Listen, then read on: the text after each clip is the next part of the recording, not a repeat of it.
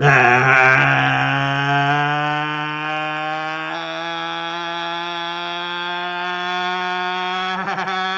right.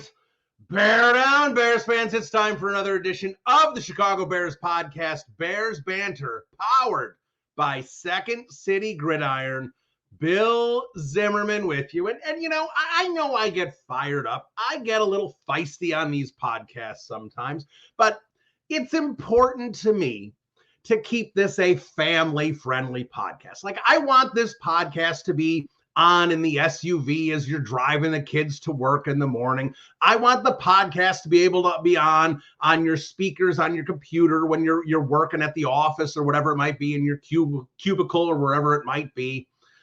But today is a different day. So this is your not safe for work warning. So if you're around your kids, if you're at the office, make sure you put in the earbuds or save the podcast for later, because there are some things that need full expression. And today's podcast is one of them. And we're just going to start with what the fuck was that? That was an absolute debacle of a game. Yes, and I'll start here. I will start here for objectivity. The Bears deserved to lose that game. They had no business having a lead in that football game with 30 seconds to go. But you know what? This is the NFL. These type of things happen. These type of games are the games that you need to win, because when you're sitting there on January 15th going, why didn't this team make the playoffs? You're going to circle games like the Colts, and you're going to circle games like the Washington Commanders game and going, they should have won those football games. So let's get into this, all right? And we're going to start with Caleb Williams, because I am the biggest Caleb Williams honk, and there will be some Caleb Williams honking again, but I am the biggest Caleb Williams honk that I know in the Chicago media, especially now that Danny Parkins is on FS1. I don't have competition in the Chicago market with Danny anymore. I love Caleb Williams. I love this selection, and I think there are big things ahead. And he played atrocious for 56 minutes. We're going to get into the last 4 minutes later, but he played atrociously for 56 minutes.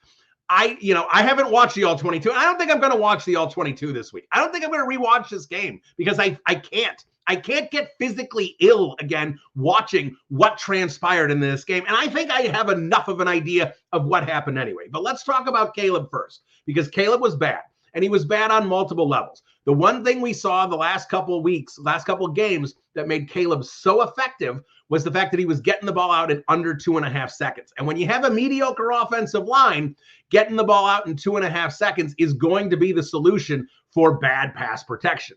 But he was more hesitant today.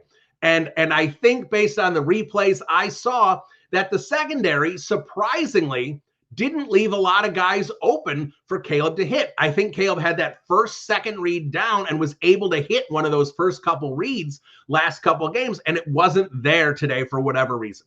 And that got him a little hesitant. And based on where Caleb was looking, based on where his head position was, it looked to me like Shane Waldron's offensive game plan was to attack the intermediate of the field and outside on the boundary corners. And if you ask me, what should the Bears game plan be against Washington? Attack the boundary corners intermediate. Like, that would have been it. So I don't have a problem with that game plan in the first quarter. But here's the thing. It wasn't working. Caleb wasn't seeing it, or they weren't open. One of the two. Doesn't matter right now. One of the two. The other thing was Caleb's was very inaccurate. Maybe he was hyped up because it was his homecoming game. Maybe he was hyped up because it was Nance Romo. He knew he was on the national stage. I don't know exactly what it was, but Caleb's accuracy was down. So I'm going to sit here. I'm going to be objective. For 56 minutes, Caleb Williams played poorly. Now, he did a good job making the best of it, knowing he wasn't playing well, scrambled for a couple first downs, did what he could do there. And the other thing he didn't do, when a lot of the sacks he took, it was one bad one, a lot of the sacks he took, he got up towards the line of scrimmage so they weren't crippling sacks, and he didn't turn the ball over. I know he got credited for a fumble. We'll get to that. But he didn't turn the ball over. No interceptions. That's a real positive step. When you have that little accuracy, when you are not seeing the field, but you still manage to not turn the ball over, that's a big positive for a rookie quarterback. So while we can sit here and objectively say that Caleb played poorly and certainly impacted the game with how poorly he played, he still did a lot of positives within the bad body of work to keep the team in the game. So that he gets credit. Now, this is where we get to Shane Waldron, because Shane Waldron as an offensive coordinator needs to be able to adapt. He needs to be able to get into the flow and understand what's going on. You know, he's got guys up in the booth going, what's going on? What is the secondary doing? Why is Caleb hesitant? Why are guys not getting open? What can we do to change? Now, when Caleb's got accuracy issues and he's hesitant with the football, what do you need to do?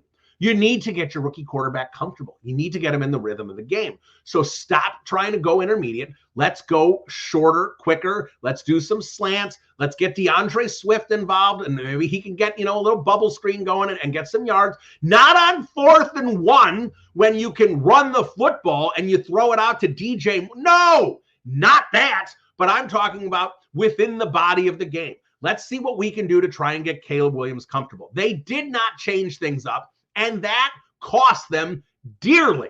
That offense never got going, and Shane Waldron did nothing. There was absolutely no adaptations to that offense of anything notable that made you think, okay, he's trying to make things work with his quarterback who's struggling right now. But he didn't do it. And then we get to the offensive line, which was a big part of Caleb Williams' struggles, because it would be nice if he had the ball for 4 seconds, he could actually look downfield for 4 seconds. But if he didn't get the ball out in 2.5 seconds, he was fucked, because that offensive line was a shit show all game long. And you know when it got worse? It got worse when Braxton Jones got hurt. And Karan Amaji, local kid, we're all hoping big things for Karan. I get it. But I have been very consistent on this podcast since the draft. He is a toolsy guy. Big, long arms, agile feet, but he was hurt last year coming from Yale. That's a lot less competition than the damn Washington Commanders. That was not the spot for Karan Amaji to come in at left tackle. That is a dumb idea. I'm sorry. That is a really stupid idea. And I don't know if that was Shane Waldron, Chris Morgan, Matt Eberflus, both. I can't believe Karan Amaji was the backup left tackle. Now, I know he'd been coming in on big packages with Doug Kramer and all. That's fine. But when I'm talking about pass protection, keeping Caleb Williams' blind side safe, you're going Karan Amaji? Are you kidding me? He wasn't ready for that spot. I don't blame him at all. I blame coaching for not recognizing that a kid needs time to develop. He needed a redshirt year. He should have been like Tyreek Carter a couple years ago when he was basically inactive the first 12 games of the season, but he was on the 53 because the Bears saw something in him and wanted to make sure he couldn't get scooped off the practice squad. I know Amaji was a 3rd-round pick, not a 6th-round pick, but it's the same concept. You keep him on the 53. You keep him deactivated on Sundays. If you want to have him in there for big packages or whatever and keep him as the 9th lineman, fine. Larry Borum, they need to keep him. They need Larry Borum. That's the first time in the history of the Bears Banter podcast I'm looking in the camera and going, the Bears need Larry Borum, because Karan Amaji was overmatched out there, and it was obvious from the start. How the plan was not to have Matt Pryor bump out to left tackle and insert Bill Murray. I don't understand the thought process that Chris Morgan has. But Chris Morgan is a bad coach. And the fact that he came over from the previous regime, I don't understand the thought process that Matt Eberflus goes, all right, we're going to get rid of all the offensive coaches, but we can't get rid of Chris Morgan. Are you fucking kidding me? That thought process should get you fired alone, because it's not like the offensive line was good the last couple of years either, Chris. Matt, what are you thinking? But here we are again with Karan Amaji being in. What do we say all the time? Coaches need to put players in a position to succeed, and we put Karan Amaji in a position to fail. That's on Matt Eberflus and Chris Morgan, and Shane Waldron, not on Karan Amaji. So don't go pounding Karan Amaji for how he played. It's not his fault. He wasn't ready. But if you are going to put him in there, and by the end of the game, he kind of had to play because Jenkins was out. Jones was out. The whole line was dead. Doug Kramer's playing left guard. He had nothing left. So, yeah, at that point, you have to play Amaji. How about we put Mercedes Lewis in and help him out? How about Cole Kmet chip? How about bringing Travis home? Do something to help the kid out. But no, let's leave him out there on an island and let him rot. So that's just brilliant, brilliant coaching. That, we're so up on Tyreek Stevenson in the end of the game, which we're getting to, but we forget that things like this is what causes the offense to fail the whole fucking game, because there's no offensive line play, because Karan Amaji should be basically at Yale, but he's in the NFL right now, and he's not getting the reps in practice. He wasn't ready. He needed to play in 2025, not 2024. So while we're on the offensive line and we're on Shane Waldron's idiocy, and I tried to defend Shane Waldron. I said, let him get comfortable. I'm sorry, Bears fans. I thought he was intelligent. You get an offensive coordinator job in the NFL. You get to work under Sean McVay. I thought some things would rub off. I mean, Sean McVay sneezes on a guy, he gets a head coaching job. Maybe that's why Shane Waldron doesn't have one, because he didn't get sneezed on by Sean McVay. But regardless, let's get to the Doug Kramer dive. Guys like Dan Orlovsky, that was a good play call. Are you fucking kidding me, Dan? Yeah, I know you got a huge spot on ESPN, but my God, criticize somebody. Not everything is awesome, Dan Orlovsky. Criticize something, because Ryan Fitzpatrick is in your mentions laughing at you and saying, are you friends with Shane Waldron? Because that was not a good play call. And you got Jim Nantz, shades of William Perry. All right, let's talk about William Perry for a second. William Perry had 5 carries in 1985 for 7 yards, by the way. I looked it up. It's kind of funny. 5 carries. He had 3 touchdowns on those 5 carries, whatever it was. Do you know how many carries William Perry had when the Bears were trailing that year? 0! Why? Because Mike Ditka isn't a moron. I know we like to call Mike Ditka a moron, but he understood you bring in William Perry to run up the fucking score. That's what you do. You sit there and you take your 330 pounds and you plow them into people. And because the 49ers did it the year before, so he started off with the 49ers. He said, here's 330 pounds of Clemson defensive tackle up your ass. Then he did it again against the Packers because they were dirty shitheads in the mid-'80s. So he said, here's William Perry again. That's what he was doing. He was giving everyone the middle finger with William Perry. And then Doug Kramer, and I even talked to Spice Adams. Like, you think they're going to have some fun, maybe play action and throw a little ball to Doug Kramer in the end zone? Yeah, because I thought they had the intelligence that they'd be up 10 points when they did it. Not down 5.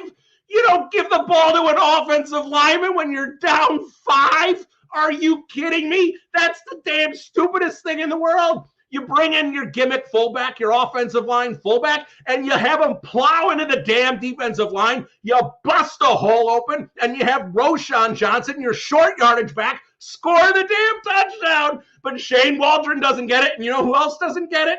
Matt Eberflus, because all Matt Eberflus had to do when he's on the headset and hears Shane Waldron go, yeah, Doug Kramer's getting the ball here. Matt Eberflus can go, Shane, what are you thinking? We need to give the ball to Roschon here. We're down 5. We're not here for gimmicks. We're here to score. No. Matt Eberflus here goes, that's a good idea. Let's give the ball to an offensive lineman. Fumble. They lose the drive. And while we're talking about that drive, let's give credit to Caleb Williams, who engineered that drive to get them down there, and coaching failed them. Then let's give the Bears defense credit because they did manage to get the ball back to the offense. And I think it was the 38-yard line, 4:20 to go. And Caleb Williams had another opportunity. And Caleb Williams on that final drive was a magician, maneuvering in the pocket, pretty passes, getting them all the way down. He saw that Keenan Allen had a step. They had to have pass interference or Keenan Allen was going to catch that ball for a touchdown. Ball at the 1. Shane Waldron, by the way, fade on what are you doing on first down? Luckily, you had 3 timeouts, 30 seconds to go, and they're throwing the football when Caleb Williams is having a rough game. What are you thinking? But finally, second down, they get their heads out of their asses, give the ball to Roschon, and what do you know? They score a touchdown, 2-point conversion, take the 3-point lead.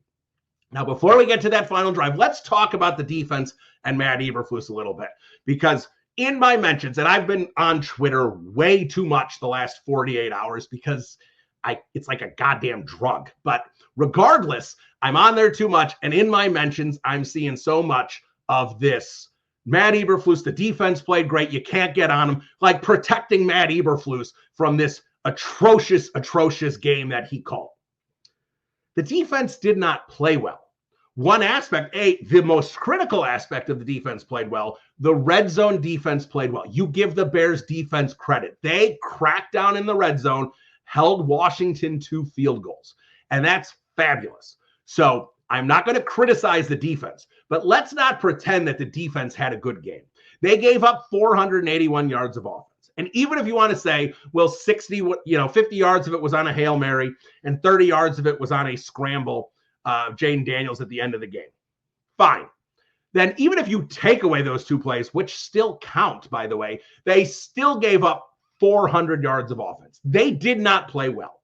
Jaden Daniels didn't have a particularly good game. His pass completion percentage was low. He was off target a lot as well. He wasn't fantastic. He was fine, but he wasn't fantastic in this game either.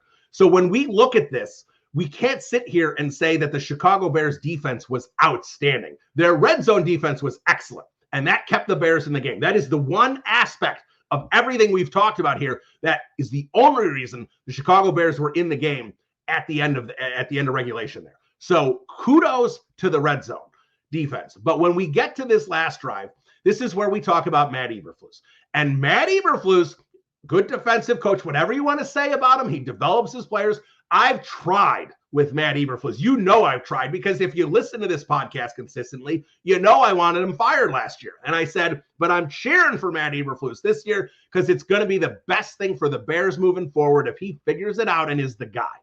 So I have tried with him, but he is not the fucking guy. He is the fucking problem. And he's the problem because you can say he's a good coach Monday to Saturday. You can say he's a good defensive coach. You can say he develops his players. You can say he holds his players accountable. But, they still like him, his nicknames, the fake, well, all this, whatever you want to say about him.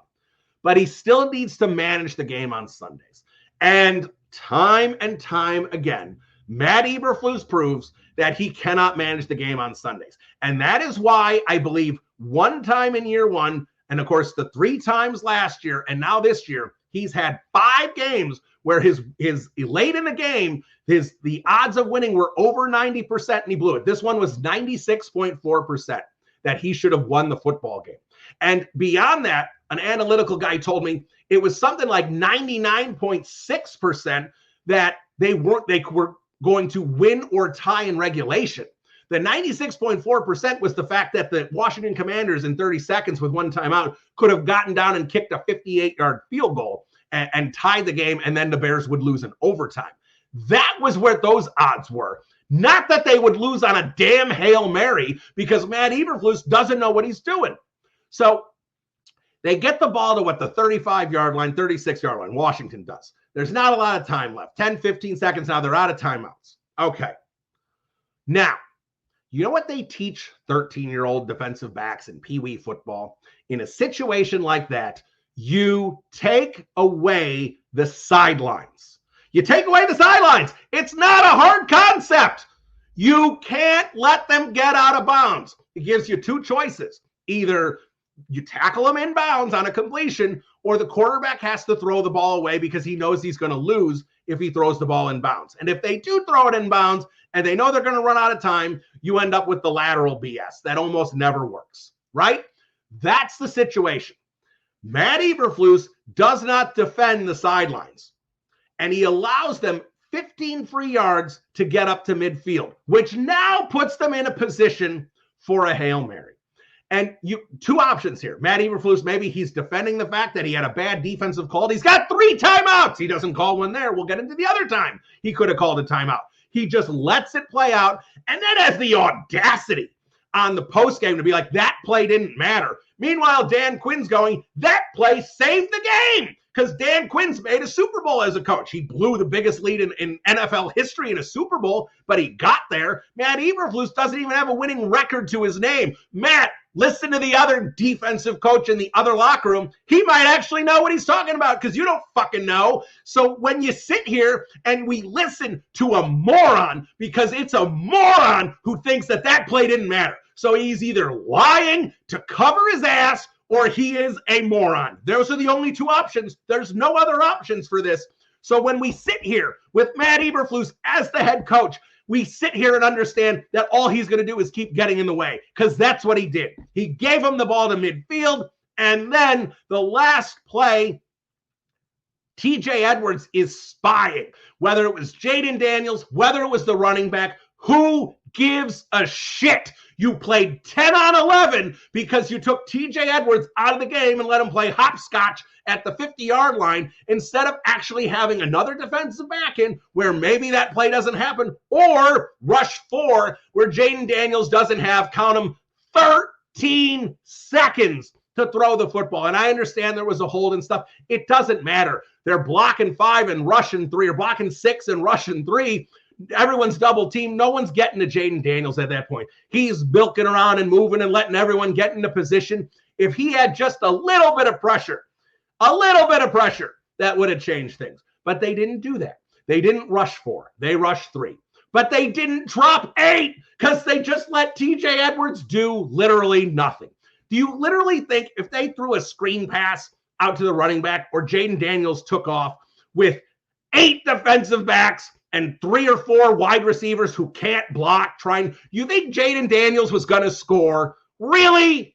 Did we really think that was going to happen with the Chicago Bears being one of the top 5 or 6 defenses in the league, Matt? Were you really that concerned? Because if you were, we need to have a conversation about that too, because that's moron, idea number 2 here.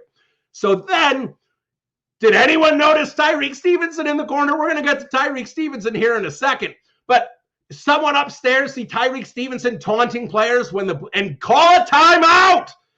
Get everyone back on the sidelines. Slap him on the damn face mask and tell him to get his head out of his ass.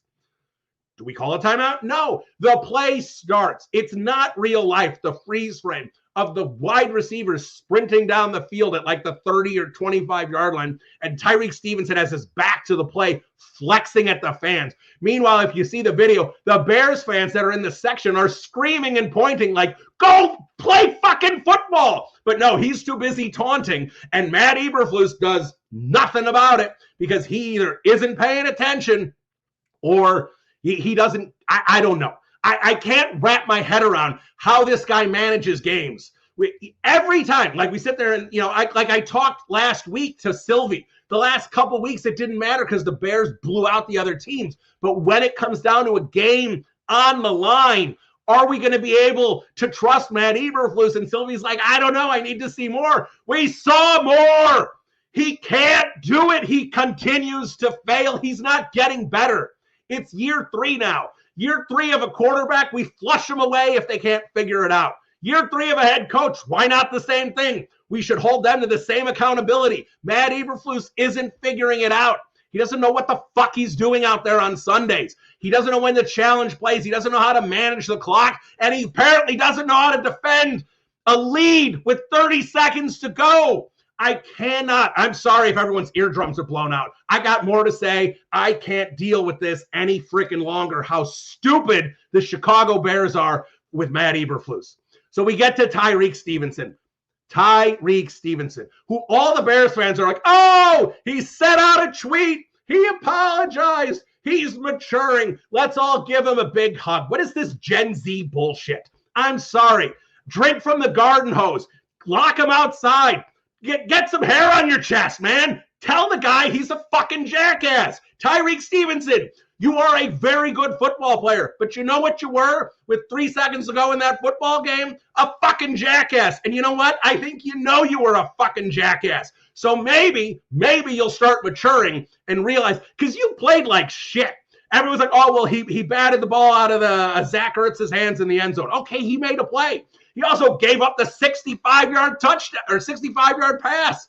He didn't play well. He got an unsportsmanlike conduct penalty. He does this shit all the time. Don't give the guy credit because words don't fucking matter. And he has shown nothing over 1.5 years to think that this isn't going to be who he continues to be. And if this changes him, great. And a month from now, 2 months from now, the end of the season, we can say this game humbled him and he has changed who he is on the field and he's better for it. Great. But let's not do it 2 hours after the game because he sent out a tweet after his coaches probably reamed his ass in the locker room. He should be humiliated, and the Bears fans should be pissed at him. Don't let him walk away because he sent out a tweet. Like, all right, parents out there, you tell me, your kid does some bullshit stuff, right? He bullies a kid or whatever it might be, and you catch him doing it, and you want him to apologize. Do you tell him, all right, here's what I want you to do. I want you to write a note and stick it in his locker and tell him you're sorry that what you did. Or do you say, no, you need to stand up, you need to look him in the face, and you need to apologize. Tyreek Stevenson hid from the media. That was his opportunity to apologize to you, the fans. All right? He apologized to his teammates. That's important. Great. But he had an opportunity to apologize to you, the fans. Look in the camera. You sit to say, I don't care if he ducked the media. The media is the conduit from the players to you, the fans. Yes, there's social media and there's other outlets now. But that's an important conduit because they hold people accountable. They sit there and go, they won't let Tyreek slide on that. They will ask him the difficult questions. And he has to stand up, look in those cameras and say, I fucked up. But nobody did that because he hid from the media. And the fans are okay with that? You shouldn't be. He hid from you. He didn't hide from the media. He hid from you. And he sent out a tweet on social media because it was easy. Don't let him slide. Hold him accountable so he knows that his actions need to speak louder than his words. But nobody did that. I sent out a tweet that I thought it was a hollow apology. And some people agree with me. There's a lot of people, he apologized, let him be. Look at this. Look at this mentality. These media members, they're unfair to the players. Are you kidding me? That was one of the biggest boneheaded plays in the history of sports. Not football, not the NFL, not the Bears, sports. That's how ridiculous that was. That was a bad comedy movie. One of those bad sports movies with dumb things happening where at the end of the game, at the end of the movie, you say that was unrealistic. If I told you the Bears gave up a Hail Mary because one of their defensive backs was on the sidelines taunting the fans, you would have said, that's insane. But now you're like, it's okay. It's okay. Pat him on the back. Rub his shoulders a little. He feels bad. I don't give a shit. He should feel bad. That's the whole point of this. You make a stupid mistake, you should feel stupid. But you want to give him a pass, fans? Go give him a pass. I'm not giving him a pass. I want to actually see meaningful change from Tyreek Stevenson. So now the Bears are 4-3. And I said I need the Bears to be 6-3, but this Arizona Cardinals game is not going to be easy. I think the Bears are probably going to lose, if I'm being honest. And you look at the situation, you want to make the playoffs in the NFC, forget the South and the West. You still have the Eagles, Vikings, and Packers, all with only 2 losses. They're all 5-2. So the Bears are a game back of all of them. They need to jump one of those teams. And at the same process, they need to stay ahead of a team like the 49ers that's getting Christian McCaffrey back in a couple weeks. And if the 49ers go up and win that division, then they got to stay ahead of the Seattle Seahawks. They have a big game with them at the end of the year. And the Tampa Bay Bucks don't suck. They're banged up right now. We'll see if they survive. They have made their path to the playoffs very difficult because of this. And it's why? It's because of Matt Eberflus. So here we are, going back to Ryan Poles' decision in January to keep Matt Eberflus. And we all said he has an opportunity to line everything up. We didn't do it with Justin Fields. He got a coach in year 2. We didn't do it with Mitch Trubisky. He got a new coach in year 2. Hell, you can go back to Rex Grossman. They didn't do it with him. He got a new coach in year 2. And now we're sitting here going, all right, well, here's our choices. we can give Caleb Williams a new coach in year 2. And it may not work. It may not work. We'll talk about a coaching candidate here in a second. It may not work for Caleb Williams if that happens, because he's got to learn new terminology. He's got to learn a new offense. Maybe the new offense doesn't work as well for him. There's all sorts of variables that may happen here. Or we try and keep it consistent. We try and keep the stability, and we keep Matt Eberflus, where now the ceiling for Matt Eberflus, it certainly appears best case scenario is the Buffalo Bills. And you know, oh, the Buffalo Bills are good. The Buffalo Bills can't challenge for a Super Bowl. They haven't made one because Sean McDermott keeps holding them behind. And that's what we're looking at right now with the Chicago Bears. This is a mess with the coach, an absolute mess, because Ryan Poles had a chance to line things up and he didn't. And now we sit there and go, oh, well, they want Ben Johnson. It'd be great. Sign me up right now if we can get Ben Johnson as the Bears' next head coach. But there's going to be other coaches. There's going to be other coaching vacancies, big vacancies. The Dallas Cowboys, Jerry Jones will open up the pocketbook and pay Ben Johnson whatever he wants. Now, he may go for Bill Belichick or something else. I don't know. But there will be other teams that have good situations. Maybe the Philadelphia Eagles decide Nick Sirianni isn't the guy, and they move on. And they need a new coach. And Ben Johnson likes that situation. And they certainly would pay plenty of money. Ben Johnson reportedly wanted $12 to $15 million a year to leave the Detroit Lions. And maybe that was BS because he didn't want to coach the Carolina Panthers. I don't know. But Matt Eberflus only got a 4-year deal, according to Brad Biggs. They have never done more than a 4-year deal for a head coach. Ben Johnson's going to want 5, probably 6 years, and he's going to get it because he's going to be that hot of a commodity. Matt Eberflus, I don't have the specific numbers, but I'm pretty confident in saying he got a 4-year deal worth somewhere around $26 million. That is the biggest contract the Bears have ever given a head coach in the NFL. You're talking about Ben Johnson needing like 6 years, 70 to 80 million dollars. That's all guaranteed, folks. That's all guaranteed. Now, maybe the Bears will do it. They can afford it. I understand they don't have great cash flow, but you can pay Jalen Johnson. You can pay Ben Johnson. All right? They can do it. But will they do it? I don't know. So we can't sit here and just assume that Ben Johnson's going to see Caleb Williams and his eyes are going to bug out of his head and he's going to come running to the Bears and say, pay me whatever you want. I just want to coach Caleb Williams. It's not how it works. He's going to have opportunities to coach Dak Prescott, Jalen Hurts potentially. There's going to be other teams with good quarterbacks with more money that are willing to spend and potentially land Ben Johnson. So you want, you say, okay, we need an offensive coach. Who are the other coaches we can get? Bobby Slowick doesn't look nearly as good this year as last year. Brian Daboll, a lot of people say he's got personality conflicts with everybody. And, he thought it was a good idea to commit to Daniel Jones. There are not a lot of good coaches out there. Cliff Kingsbury, I put him out on Twitter as a joke. It was a joke, people. And people are, that's a good idea. Because, no, he already failed. You don't want to give him another chance 2 years later. There's not a lot of great offensive coach options right now. You're going to come from college? That rarely works. The Bears put themselves in a bad situation when they decided to keep Matt Eberflus. End of story. It is a bad situation in Chicago with the coaching staff. All right.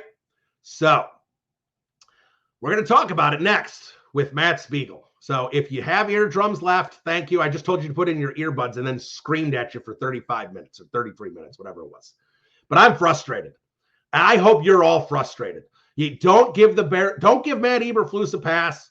Don't give Shane Waldron a pass. Don't give Tyreek Stevenson a pass. Heck, don't give Caleb Williams a pass. Caleb Williams needs to be held accountable for his poor 56 minutes. Hold all of them accountable. Matt Spiegel joins me next. This is Bill Zimmerman, Bears Banter. We'll be right back. All right, welcome back into the podcast. Excited to talk to this guy. I've known this guy a long time when we were both babies in the industry, way back just after the turn of the century. Saying things like that. But he is, of course, Spiegel and Holmes on the Score. New show there. He is Matt Spiegel, and he joins me now. Matt, Bill Zimmerman, how you doing? Bill, good to see you, man. Yeah, those olden days of sporting news radio, and then I don't know if you were there when it decayed to like 9 other things. I got out just before the decay really. So did I, yeah. But nice to see you, man. Yeah, absolutely. So let's talk about this game here, because interesting that the last time you came on last year, it was the day of the Montez Sweat trade. Total coincidence that we had this, set up ahead of time. And then, of course, we had this set up last week, and now we have this game to talk about. So I don't know, somehow when the stars are aligning in terms of great conversation or horrible conversation, depends on how Bears fans want to look at it from this game here. But there's 8,000 different avenues to go on this game. So let me just ask you, when you were watching this game live, when you saw the touchdown where the Bears took the lead, where if we're being honest, they had no business having a lead in this game ever, and then, of course, having it rip away the way it did, what was the range of emotions you had in that final 35 seconds? Oh, God, it was volatile. I mean, there was... it's interesting when you do what we do and you're actually using it as work and content. It's all, I knew it was going to be great for content no matter what. So I was able to kind of divorce from that and just watch the game as a fan. And oh my God, it was exciting. I'm sitting for the last 10.5 minutes with my wife on the couch, and she's a bigger meatball than I am. So just the volatile emotional swings, of them getting into the end zone, like, wow, they're going to win this game they don't deserve. That's fascinating. What a great opportunity for growth when you can win a game that you don't deserve. And then they lose a game and you feel like, wait, did they deserve to win that game that they now lost? Well, no, they really kind of deserve to lose when you look at it overall. So it was just crazy. And but then the whole thing devolved during the course of Sunday night when we saw the Tyreek Stevenson video, and then his apology came out, and you realized how chaotic it all was.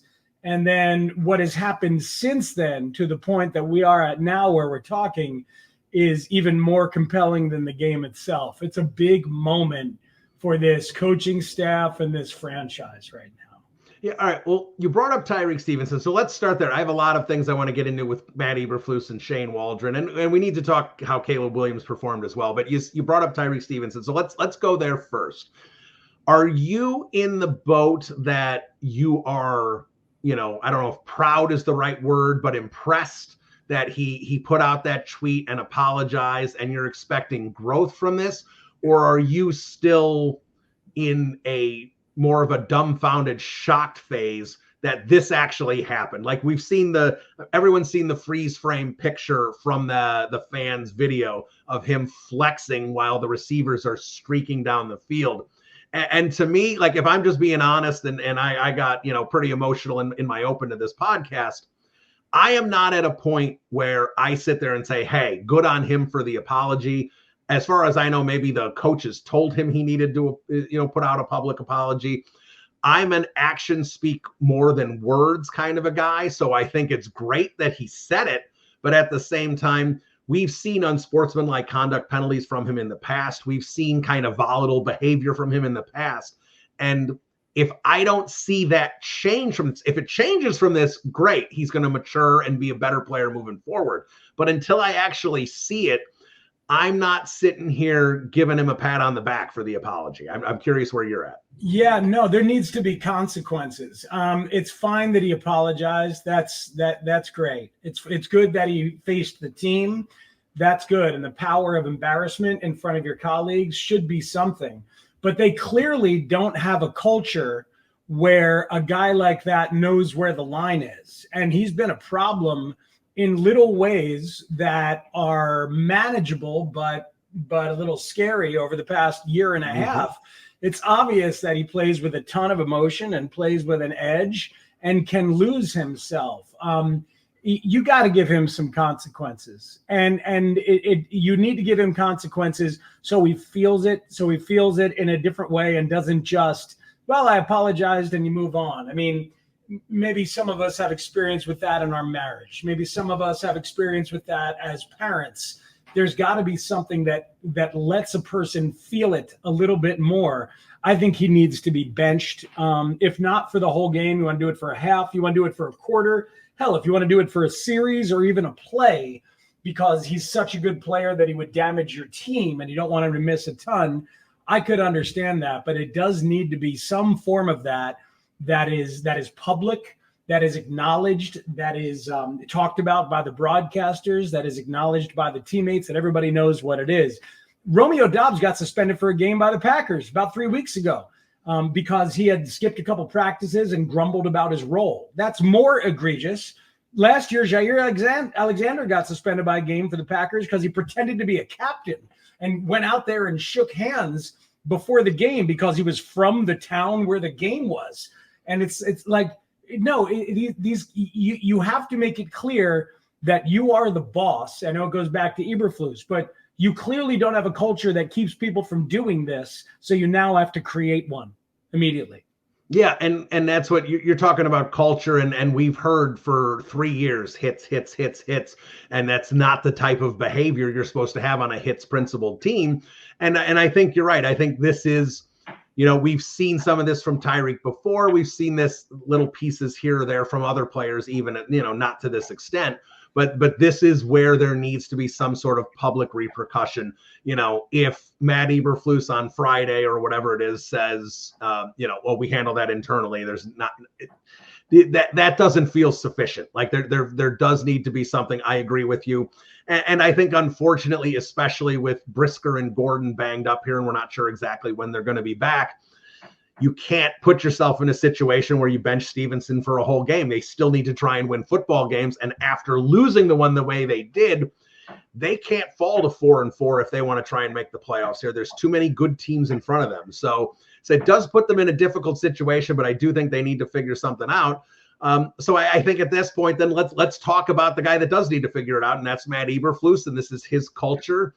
And, I think there's a lot of different aspects we can talk about this game, but let's get to the final drive because, last week, on the podcast, had a conversation that was a lot about, do you trust Matt Eberflus with the game on the line on Sunday? Like, we can talk about player development, and it's been fabulous seeing these players, especially on the defensive side of the ball, how much they've improved since they've been drafted.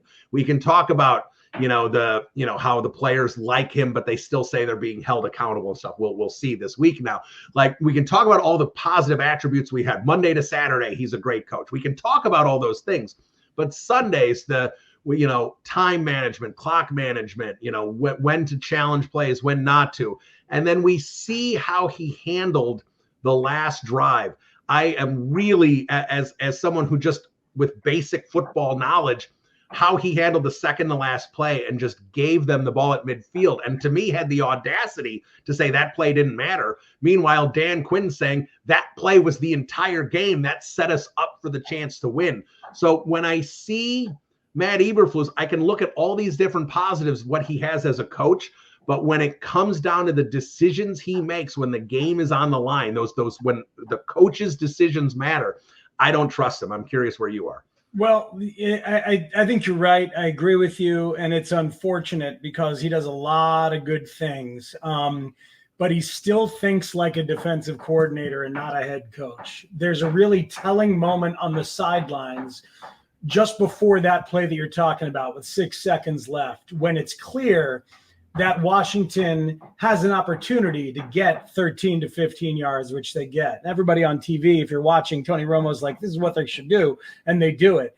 And the Bears are playing really far back. Caleb Williams realizes this.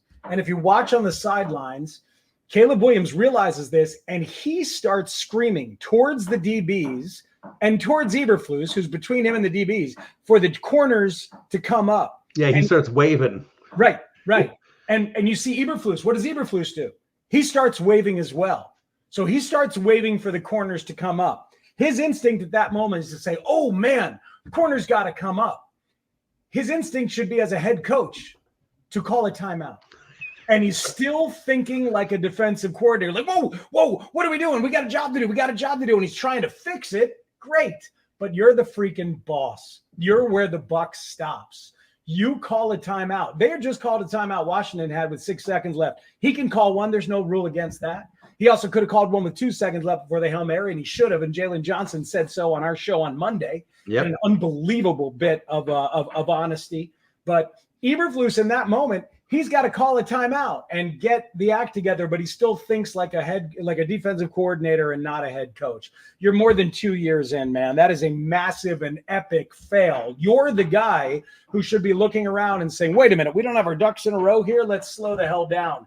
And he doesn't have the wherewithal to think like that. He's not a head coach. And I think there are other reasons that we can say to it. But in terms of game management, we've seen it a million times. In terms of challenges, in terms of timeouts, in terms of overruling offensive play calls, which we could get to in this game as well. But there's an unbelievable indication right there of a guy who's not thinking like the boss and needs to be. Yeah, no, and that's what's frustrating for me. And now we're in a situation, and who knows what's going to happen the rest of the season. The Bears can bounce back, win some games, go 9-8, 10-7. Any of that is still possible. So I'm not sitting here throwing up my hands like the season is over. But but the season's not over, Bill. But look, I was a guy who understood Ryan Poles bringing him back in the offseason, and I think I was wrong. I have to stand here and say that I think I was wrong. Whether because you had an opportunity to get a nice clean slate and start Caleb Williams with an offensive coordinator or an offensive-minded head coach and his hand-picked coordinator. And now we're looking at a situation where I think it's inevitable that Matt Eberflus is going to be gone at the end of this year, if not before, frankly. And that probably means you're going to switch coordinators. And with everything we've seen from Waldron at this point and him needing to be coached up by the players and an extension of what we're seeing this week, you're going to have Caleb with a different offensive coordinator in year 2. That is exactly where I was going with this next question. Is because you have two choices, and I think both these choices stink. And the choices are you keep Matt Eberflus, you give him a small extension, you keep Shane Waldron, and you say, we want the stability around Caleb Williams. That's what's going to be most important for his growth, which I agree. Stability around a young quarterback is critical. And we saw the mistake with Justin Fields, Mitch Trubisky, going back to Rex Grossman even. The same thing happened. All three of those guys lost their coaches after their rookie season, and none of them panned out the way we hoped. Now, Caleb Williams could be different. I understand that. But even a guy like Trevor Lawrence, who was this can't-miss prospect, they put him in a mess as a rookie with Urban Meyer. They blew everything up. And it's just not, I mean, look, he's not terrible, but he's certainly not the kind of quarterback that I think the Jacksonville Jaguars expected at this point. Mm-hmm. And you can point to what the situation was around him. You need to be careful with these quarterbacks.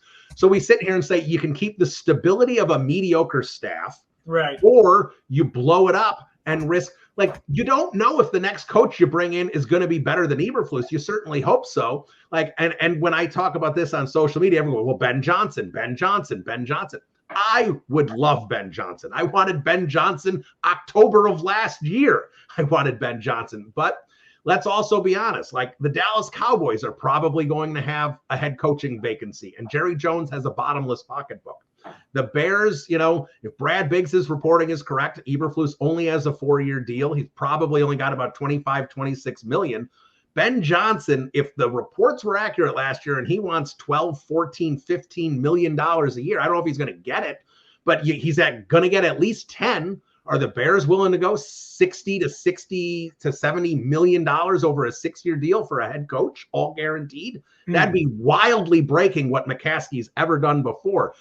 So if you sit there and say, well, they don't end up with Ben Johnson because he goes to the Cowboys or someone like that, who do you want? And I kind of made a joke. How about Cliff Kingsbury with, that kind of thing? But like, who's out there? Like, there's nothing out there. Like, Bobby Slowick is kind of taking a bit of a regression year. He was a hot guy last year. There's not this great offensive coordinator other than Ben Johnson. I mean, Todd Monken, but he's 60 years old. I don't know if that's the direction you want to go. There's not a great avenue to go right now if you don't get Ben Johnson. So I think the Bears are in a really sticky situation at the head coach. Yeah, it could be. I mean, names will materialize between now and then. And there could be, I'm interested in one guy that's on staff. I'm interested in Thomas Brown. And I'd like to know if they would consider hiring somebody on the staff, but it's such a mess, so perhaps not. But we'll have time and names will materialize. But there's a lot of season left to go, and I don't expect them to get rid of Eberflus mid-season. I'll be surprised if they do. No, I don't think they would do that. But let's talk about some other things. Let's jump over to the offensive side of the ball. And then there's plenty to get to here. I was ranting and raving about the offensive line because I don't think Karan Amaji was ready for that spot. I thought they should have bumped Matt Pryor out there and put in Bill Murray. It didn't seem to matter by the end of the game because everyone was hurt anyway, but they weren't helping Amaji out. There wasn't a lot of chipping. There wasn't, Travis Homer wasn't going over there to help block. It seemed like that was a poor approach for Amaji. You could talk about a lot of the different aspects of what Shane Waldron did. I don't think he adjusted well with Caleb Williams when the game plan clearly wasn't working early on with what they had there. And Caleb was clearly off target. I'm a huge Caleb Williams supporter, but he was not having a good football game. So I don't think Shane did a lot of things in that game that helped a young offensive lineman, a young quarterback that was not firing on all cylinders. But and I know Dan Orlovsky of ESPN, put out a video that he said it was a good play call. This Doug Kramer play call in the situation it was one of the silliest and dopiest things I have seen an offensive coordinator do. And I know Jim Nantz was screaming, shades of William Perry, and we can talk about William Perry. William Perry had 5 carries in 1985. Do you know how many carries he had when the Bears were trailing? Oh no, I need this. I need this for my talk show. Thanks for doing the research on this. I'm listening. 0 carries when the 1985 Bears were trailing. That was Mike Ditka's FU to teams, to the Packers, to the 49ers who did it to him the year before. That's what William Perry was used for, was for the middle finger. And Shane Waldron doing it in a critical game when you're down 5 is just senseless to me. And not only is it a bad play call, but Matt Eberflus is on the headset, and as the boss, like you talked about, how he goes, wait a minute, why isn't Doug plowing a hole open for Roschon Johnson here? Shane, change the play call. How they're not doing that, how he's not calling a timeout, whatever they needed to do there is mind-numbingly dumb to me. Yeah, no, absolutely. This is, look, it's sad because I love that Doug Kramer has been the mini fridge. It's been fun. It's super fun, and it's not a gimmick when it is simply using him as a drive lead blocker, because that formation, and we've since learned that it's called God's play, right?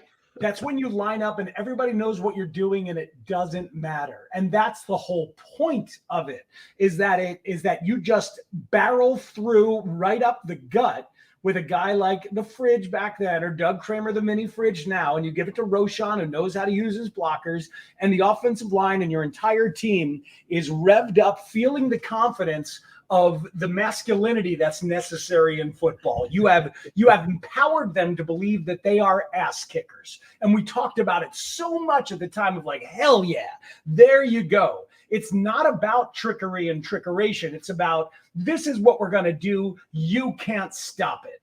So that's when you use that. And then eventually, as the season goes on, you can do things off of that. And we had Doug Kramer on the show, and we joked with him like, hey, maybe you're going to get a carry sometime, or maybe you're going to catch a pass sometime. That would be fun. And because that stuff it's in there as an eventual thing to use. You do that stuff when you're up by 15 at home. You don't do that stuff when you're down 5 on the road. I mean, what the hell are you doing in the fourth quarter? Down 5 on the road in the fourth quarter.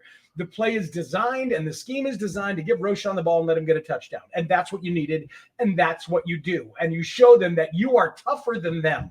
That would have been a great message to send. Instead, the message was, we need to be tricky. We need to be goofy. And really the message is, I'm Shane Waldron. Look how cute I am. And that is a message that we see from offensive coordinators all around football, that we lived through with Matt Nagy. Look how adorable my play collection is. Look how ingenious I am. Look how crafty I am. Oh, you saw a Lions trick play earlier in the day because they use one every week? Oh, look at me. I've got one too. Put that back in your pants and call something that demolishes people and gets you a lead when you need it, period. Yeah. I'm right there with you. And that was when they were doing speed options and doing that stuff. I was screaming for it. I'm like, just run power, man. Just you got Tevin Jenkins, you got Matt Pryor. Those are huge guys, and now they got Doug Kramer back there. Just beat people up and gain the yard or two you need. Even when they went for it on 4th and 1 and they shot it out to DJ. Like, no, just you got something that's working. I'm not saying it's the Eagles QB sneak, but it's working, and it's working at a high rate. So just you can let them know you're doing it. Just do it. But like I said, like William Perry, 5 carries, 6 if you count the Super Bowl carry, always never trailing when they did that. So it just that just really bothered me. But I do want to, I only got a couple more minutes with you. I do want to ask you about Caleb Williams because, like I said, Caleb was bad. 56 minutes of football. Caleb was really struggling. He wasn't, I think he was getting it out in that 2.5 seconds because he had that first or second read and he was hitting it these last few weeks. Clearly it was off there. He was hesitant. I don't know if it was covered, whatever it might be. He wasn't seeing it quite right. That's going to be, development isn't linear. So we knew this was going to happen at some point. But with all the struggles and how off target he was, I give him a lot of credit because I think young quarterbacks that were playing that poorly in a Bears uniform in the past would have turned the ball over. And I know he got credit for the Doug Kramer turnover. Put that aside. There were no interceptions. There were no fumbles off sacks. I give him a lot of credit there. I also give him credit for, as poor as he was playing, in essence, he led 2 game-winning drives down to the goal line. One didn't come to fruition because of the Doug Kramer play. The defense gets credit for turning the ball back over to them and getting them the ball back. 60 more yards to go. He makes a couple fantastic plays, and that one gets him back down to the goal line. So for me, I'm not gonna sit here and be like, hey, Caleb Williams was awesome, but I will sit there and say, as a rookie quarterback, playing as poorly as he did for 3.5 quarters of football and still rebounding to show that kind of resiliency and being able to put the Bears in a position to win the game twice is still a reason where I will sit there and go that there is still reason to be excited about this quarterback despite having a rough game. Yeah, I'm not selling any stock in Caleb Williams. I thought that he looked unsettled and unsteady in the first half, and how much of that was some of the stuff Washington was doing on defense, where they kept bringing up the linebackers looking like they were going to blitz through the A gap, and then they dropped back in zone. They were following the motion man, making him think it was man coverage, and again, dropping back in zone, confusing a rookie quarterback. So I'm a little concerned with how much he changed plays at the line. And if you watched, it was happening a lot. I think they were baiting him into changing plays, and he would then change plays into things that still ended up confusing. I think we can agree on this. Dan Quinn is better than Matt Eberflus, and Cliff Kingsbury is better than Shane Waldron. And right now, Jaden Daniels, at this point of his rookie year, is further along than Caleb Williams. How much of that is due to those first 2 factors? I don't know exactly. I am not willing to say that Jaden is going to be a better NFL quarterback long-term than Caleb, but right now he is. Atmosphere matters, support matters, context and situation matters. And I haven't liked what Shane Waldron has done for a lot of the year. And I thought, again, this offense looked like it didn't match, like things didn't match each other. They were overwhelmed on the road. Some of the fake screens that they were running took really a long time to run. And we've seen those things look good in past games, but they looked rattled and very slow. Caleb at times didn't get the ball out fast enough, but also had a guy behind him all of a sudden sometimes. It's like, well, let's see, what am I supposed to do? So it was not a good game, but to your point, he showed up and led 3 different drives in the 4th quarter. And 2 drives, essentially, the Kramer fumble and then the other one that did end up being a touchdown, made some big-time throws, big-time plays. And the fact that he could do that on a day when things were going so poorly is a really good sign overall. I'm not selling stock on Caleb. All right, so last thing for you, let me ask you this. How many wins were you expecting the Bears to have on September 1st, and are you adjusting that number at this point in the season? I had him over the 9.5. I was thinking 10 wins, outside shot at 11.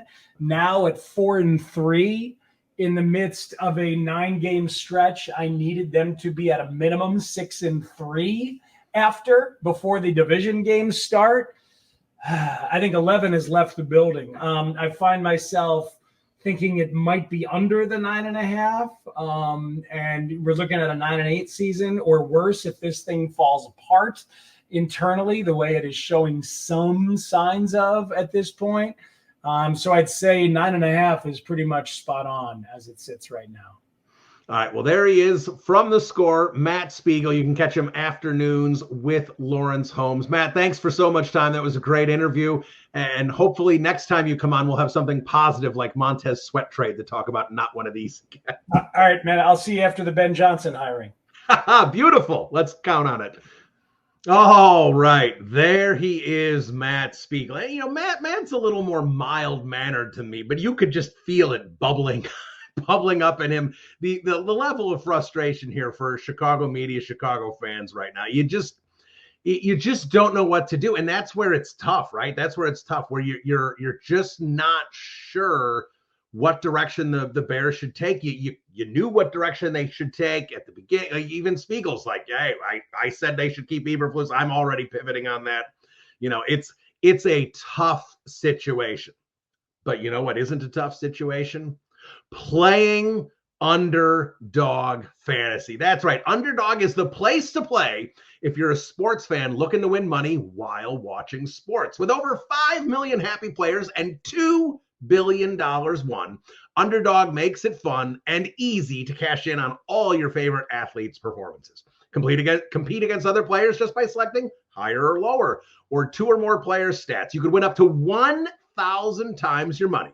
So turn every touchdown into a win with Underdog. Over 5 million fans are already playing on Underdog. With their Champs game, you can win money just by making entries with your favorite players. Underdog's available in 33 states, including California, Texas, and Georgia. Underdog puts the power to cash out in your hands. Now you can either keep riding with your entry or tap the Win Now button and cash out whenever you want. I love playing on Underdog Fantasy. You can use the website. I recommend using the app. It's really easy to use. And again, you can play those higher or lower games. A lot of different type of games you can play on Underdog. So make sure you download the app today and start playing Underdog Fantasy. A great partner here at Second City Gridiron, and we are excited to have them. Now, again, like I said, download the app today and use the code CITY, that's C-I-T-Y, to get up to $1,000 in bonus cash instantly. Again,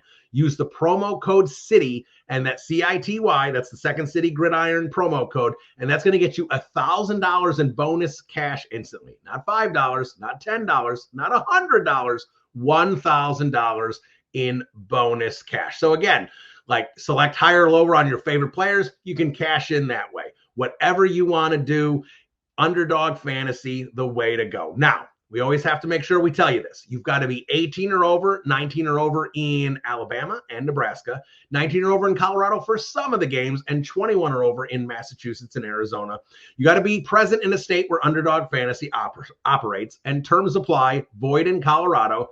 And if you're concerned with your play, here's the important numbers. Call 1-800-GAMBLER or visit www.ncpgambling.org. In Arizona, it's 1-800-NEXT-STEP. That's 1-800-639-8783. Or you can text Next Step 53342. And in New York, call the 24/7 Hope line at 1-877-8-HOPE-NY or text HOPE-NY to 467-369. That's Underdog Fantasy. Sign up today. All right. So we talked to Matt Spiegel. You heard me yell and scream for a while. How about we get to some of your comments and questions in this week's mailbag? Let's dive right in. How about we start with Dominic at It's Clockwise. Let's say the Bears end up going 10-7. If that isn't enough to get into the playoffs, should we still fire the head coach? We blew 2 winnable games and could be the difference maker towards the end of the season. We should be 5-2 or 6-1 right now. I get it, Dominic, and we'll see how this season progresses. 10-7 to me, like that. Ryan Poles, I'm guaranteeing you, is still in Matt Eberflus's corner. So if that's the case, I really, really don't see them making a change at 10-7. I really don't. I think most of these questions are going to be about the coach, so we'll address each one as we get through this mailbag. I don't think they make a change at 10-7. I don't even think it's going to be a hesitation. Not only that, I think Matt Eberflus gets an extension at 10-7. You're going to see a coach who's been here 3 years who went from 3 wins to 7 wins to 10 wins. Ryan Poles is going to say that's progress, and we're going to be a 12-win football team next year and be competing for the playoffs. That's the way I think they're going to think if they do indeed do that. So I don't think playoffs matters. It's just kind of, it's like Lovie Smith got fired after going 10-6 because he missed the playoffs, because I think the Detroit Lions beat the Packers in the last game of the year. That doesn't make any sense. Like, he went 10-6. Some years 8-8 is good enough to make the playoffs. So I think that's a stupid approach. Like, if you the goal is to win as many games as possible, 10 wins making the playoffs. 10 wins missing the playoffs does not mean it was a worse season in the regular season than 8 wins or 9 wins and making the playoffs. So it's just kind of how the breaks go. So again, I'm not going to argue about you. You heard my open. I am not going to argue about Matt Eberflus and the problems he's had. I mean, 5 games with over 95% now that he's blown, whatever it is. It's a problem. It's a concern, a major concern moving forward if he remains the head coach. But if they go 10-7, I certainly don't think he's going to lose his job. All right, Wiki Woo Woo. Any thoughts on how Caleb Williams can improve on the deep ball accuracy? Seems like he's worried about underthrowing and the deep balls lack touch. So, look, there's definitely some accuracy issues with Caleb right now, and I really think the accuracy issues are strange because the accuracy issues really weren't there on the college tape. So it's a little, what exactly is going on there right now. I do think the deep ball is going to come, but I do agree it seems like he's off on the deep balls right now. He's only completed a couple of them, but I do think the deep ball accuracy is better than it was earlier in the year. Now, I think a big part of it is probably overthinking and timing and all that, because I think Caleb's focus really is in the short and intermediate game and making sure he's operating in the body of the offense, right? And operating on time. I think Caleb Williams is a very smart quarterback, and I think he understands, unlike Mitch Trubisky and Justin Fields, all right, and I'm not knocking them, but he understands the importance of playing in the pocket and playing on time. Neither of those guys really wanted to do that. And Bears fans, we said, well, then let's get them out there and let's roll them out and let's do some of those things and move them around and cut the field in half. But that's not how you succeed as a top 5-7 quarterback in the league. And I think Caleb Williams knows that. So I think Caleb Williams understands how important it is that he needs to be able to operate in the pocket and operate in the pocket properly. And that's why his deep ball is off, because I think his focus is so much on the other stuff. So I think as he gets more and more in rhythm in that, and we saw him getting in rhythm in that the last few weeks until the wheels fell off against the Commanders. So again, progress isn't linear. Hopefully next week against Arizona, he's significantly better than he was last week. And we'll start seeing that as he gets more and more comfortable operating in the offense. I think he's going to be more comfortable as when to take those deep shots. And I think the accuracy returns because, like you said, right now it's not there. And if you watch the college tape, it was there. All right. At Shy Fan Justin, what are the realistic chances that Ben Johnson is the Bears head coach next season? All right. Well, right now, all right, let's put this in percentages. Right now, I think it's 60%. Let's call it 60% that Matt Eberflus is retained. And I think it's that high. Sorry, Bears fans, I think it's that high. So if Matt Eberflus comes back, that only leaves a 40% chance for a new head coach. What are the odds Ben Johnson lands on the Chicago Bears? I don't think it's that high. I think best case scenario there, you're talking about 25% chance if they're hiring a new coach that they can land Ben Johnson. So if you're talking about a 60%, if you're talking only a 40% chance that the head coach is going to be new, And then you're only talking about a 25% chance of that 40% chance that they're going to land Ben Johnson. And I already talked about the financial constraints potentially there. Would the Chicago Bears pony up the kind of cash it would take to reel him in? You're talking about a 10% chance that Ben Johnson is the next head coach. I know nobody wants to hear a number that low, but I would say 10% chance Ben Johnson is the coach next season. All right. Billy Kidd, that's at BTK2976. Why wasn't Flus fired at the end of last season? He's a good DC, but a bad head coach, still making dumb decisions to lose games 3 years later. Would have made more sense starting fresh with Caleb and an offensive head coach. Was it about money owed to Flus if he got fired? Billy, absolutely money played into this. Money always plays into everything. And yes, it plays into it with the Bears. It plays into it in all walks of life. If someone tells you it's not about the money, it is about the money. Now, is it only about the money? No, I don't think it's only about the money. But again, I say this on my podcast probably 5 times a year. And I think it is important for Bears fans to understand how the Chicago Bears operate. There is one coach in the history of the franchise that got fired with 2 years remaining on his contract, and that was Mark Trestman. And that was because it was simply untenable. There was no possibility to have Mark Trestman remain head coach of the Chicago Bears. There wasn't. Like, he lost the locker room. There was fighting in the locker room. There was a fight in the locker room, and he hid in his office because he didn't want to deal with it. He was a mess of a head coach. He could not remain. George McCaskey even understood that, so they fired him. Other than that, all head coaches have gotten to 1 year remaining. Now, they don't get lame duck status. The Bears are willing to eat 1 year of that contract because, again, usually the Bears have offsets in there. So if you're paying Matt Eberflus $6 million, let's just say, and he gets fired, and next year he's the defensive coordinator for another team, and they pay him $3 million, well, then the Bears only owe him $3 million, okay? So they're willing to eat 1 year on those deals, but they're not willing to eat 2.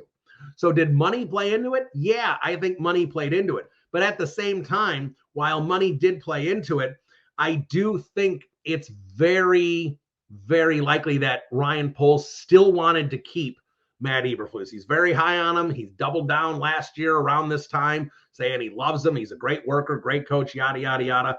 So I'm not sure if there was really any possibility based on ownership decisions, but I don't think it mattered because I think the general manager wanted to keep him. So now again, should he have been fired? Yes, I squawked about it on this podcast. They should have lined everything up. Everyone knows what they should have done, but they didn't because they're the Chicago Bears and they continue to Bears things up. All right, let's get to one more here. Let's do Ed Helinsky at Mr. Ed 315. At this point in the season, please assign a letter grade to the Bears based on their efforts and results. If so inclined, feel free to assign grades to management, coaching, offense, defense, and special teams. All right, we did this a couple weeks ago, Ed, but let's do it again. It's not the midway point of the season, but they're coming off the bye. They had the bad loss. So when I do grades as I think grades should be traditionally done. A C is average. If you are not hitting average, C minus, D plus, F is in range. I think a lot of times when teams do grades, I think they kind of make B average, right?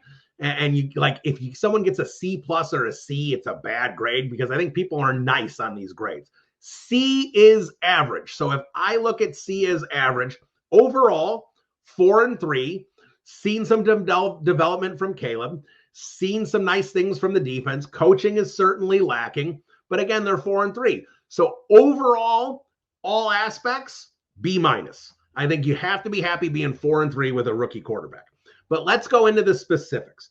Let's go into offense, defense, and special teams. And let's also assign a grade to Caleb Williams because he's important. Let's start with Caleb Williams next. All right, if we looked at the individual games, let's say Caleb flunked the Titans game. He did. Let's just call it what it is. And then next week, he had another rough game, the Texans. It wasn't his fault completely because of the pass protection was so bad. The offensive line couldn't pick up a blitz. So let's say he got a D in the Texans game. So we got an F and a D. He improved the following week. You couldn't call the Colts game average because he had the 2 interceptions. So let's call that a C minus. It's a below average rookie performance there. Then he got really good, right? The Rams game, he really had control. Let's call that a B. And then the last 2 games, he was awesome. Let's call it an A and an A+. And now this week, he flunked for 3.5 quarters, but then he really stepped up when he needed to. So let's call the performance this week like a D+, C-. So your grades are kind of all over the place. You got an F, you got a couple Ds, you got, a C, a B, and 2 A's. So if the A's and the F's cancel each other out, right? And then you've got, there's only 1 F and 2 Ds. So let's say the A and the F and the D cancel each other out, and then the B and the D cancel each other out. Well, then we're looking right where we need to look with Caleb Williams. I'm going to say, because of how good those performances were, I'm going to give Caleb Williams a C+ at this point. I probably could pad that up to a B-, but I'm not going to. We'll be fair because of how bad this one was for 3.5 quarters. Let's give Caleb Williams a C+ overall. He's still on pace to shatter all the Bears rookie records. He's still doing some great things offensively. So definitely above average, but certainly not fantastic when you look at the full body. All right, now we're going to do coaching, offense, defense, and special teams. Special teams, pretty good. I would say B, right? B+ maybe even. Torrey Taylor's had some nice games. Cairo Santos pretty accurate overall. Coverage has been much better. They're not getting torched for huge returns. So let's give the special teams a B+. The defense, let's give them an A-. They've been very good overall. They're top 5, 6, 7 defense by DVOA right now. I haven't looked to see what the updated is after this Washington Commanders game, but it's a weird game because they didn't give up any points really, but they gave up a ton of yardage. But again, still, I would say solid there. And the offense has been weird, but is the offense average? No, the offense isn't average. So now, again, they scored some big points for a few weeks in a row. You want to call them below average? You want to give them a C-? I think we could give them a C-. So let's give the offense a C-. Let's give the special teams a B+, and let's give the defense an A-. Now, we get to coaching. Wrap up with coaching. Now, coaching certainly has not been average, right? It has not. It has not been, now you try and break all this down. Shane Waldron has been below average. He has not been very good when you look at the overall body. The first couple of weeks were bad. This one against Washington was really bad. He flunked, right? He flunked against Washington. Doug Kramer, give me a freaking break. So when we look at coaching, Eberflus and Washington on defense, that's been good. But again, he was awful on the final drive. That's still defense, right? But that's also head coach. He didn't call timeouts. So yeah, it's a weird grade to do coaching. But I can't give him a C because even though I would give the defensive coaching like a B, and I would give the special teams coaching probably a B, I would give the offensive coaching probably a D. So that offsets. So you sit there and say, well, if those two offset, you got a C and you got a B on the other one, but then you get head coaching, and head coaching has to be weighted. And we still saw Flus earlier in the year with bad challenges. We've seen Flus with bad clock management, and we saw the absolute failure in the end of the game against the Commanders. So head coaching, sideline CEO, I will let Flus pass because I'm a nice guy and I screamed and yelled a lot in the first segment. So we're going to give Flus head coaching a D-, and that's going to pull this all the way down. I won't, because of the individual coaching, I'm going to say C-, and I think that is really, really being nice in terms of coaching. So there you go. The grades are kind of all over the place because that's where this team is, right? The offense is up and down. The defense has been good. The head coaching hasn't been good. Special teams, like everything is all over the place. This is not cohesive. They're not all firing on the same cylinders. So that's where we are here. Now, let's do a prediction and let's get out of here. This was a lengthy podcast because I yelled for a very long time. I gave myself a headache. I might have had an out-of-body experience doing that for so long. But all right. Arizona Cardinals on the road. The Bears are underdogs, albeit just like a point or two, but the Bears are underdogs in this game, and they should be. The Arizona Cardinals are feisty, man. They're 4-4. Arizona Cardinals win this and the Bears lose this. The Arizona Cardinals move ahead of the Bears in the NFC standings. So Kyler Murray is a better quarterback than Caleb Williams right now. You got Marvin Harrison, Michael Wilson, Trey McBride. They got some weapons. That is not a terrible football team. I think a lot of people just saw Arizona Cardinals just put a big W next to it in August when they were looking at the schedule, and they shouldn't have. Now, I told you last week I thought Marcus Mariota was playing, and I do think based on how that game ended and some of the things Jaden Daniels had to do, I do think they lose that game with Marcus Mariota, but they had Jaden Daniels, so they win the game and the Bears didn't. I am concerned about this Arizona game, and maybe I'm just pulling too much from this Washington game, but these games like the Washington, they can linger, man. They can absolutely linger. So I am not confident in this Bears team right now shaking this one off. Now, Bears, go out there and prove me wrong and thump this team 27-13 and make me feel good about it. But I cannot do that in good conscience right now. I do think they'll beat the Patriots next week. And like I said, I really think this team needs to be 6-3, but I don't think they're going to be 6-3 when they hit the meat of the schedule. I think they're going to be 5-4 now at this point. So I'm going to take the Cardinals in this one. I think it's not going to be a high scoring game, but I don't think it's going to be hideously ugly. The Bears offense has to get better. Hopefully they'll learn from whatever they did against the Commanders and have a better defense a better passing attack put together for this game. But it does make you really concerned when you see how they performed against the Texans and against Washington, where if you have a good team, that they look like they don't belong right now. And the Arizona Cardinals are okay. So the Bears, I don't think are going to look like they don't belong, but I do think they are going to struggle in a lot of aspects. So I'm going to say that the Cardinals win this one. I feel like it might be like a funky score. I will say 19-16, Arizona wins. You're going to have some field goals. Maybe there's a 2-point conversion missed in there, whatever it is. 19-16, Arizona wins. Chicago Bears fall to 4-4. That's going to do it for Bears Banter. We will talk to you again next week. Bear down, everybody. Adios.